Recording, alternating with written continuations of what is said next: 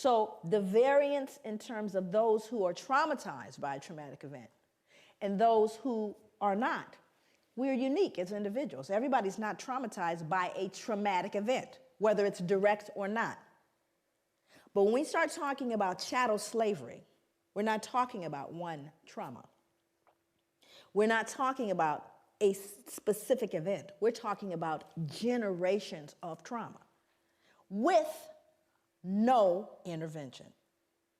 Based on what I know about sugar plantations, tobacco, and the Caribbean, what I know about American chattel slavery and the plantations there, does anyone right now ever recall mental health assistance to slaves? Anybody remember sending in the therapist after I sold off your son, daughter, raped folks? At any point? Never. Second question. After slavery was officially over, now you're free.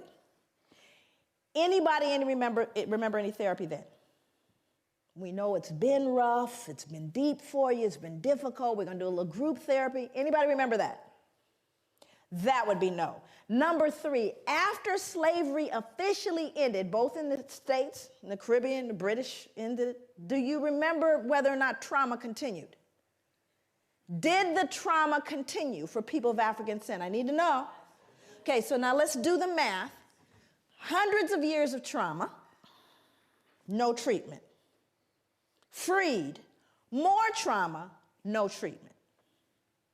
What do you do the math? Do you think there may be residual impacts of that trauma? Of course there is. It didn't end, friends, and it hasn't ended yet.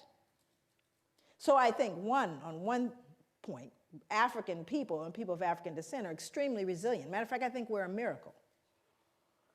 Far be it for us to pathologize or to look and cast this idea of weak and sick people. Oh, on the contrary, I'm profoundly resilient because we've done everything we've done thus far with no help, with not even the ability to have this discussion. As though it were possible, we escaped injury in all those hundreds of years and the years that followed. So this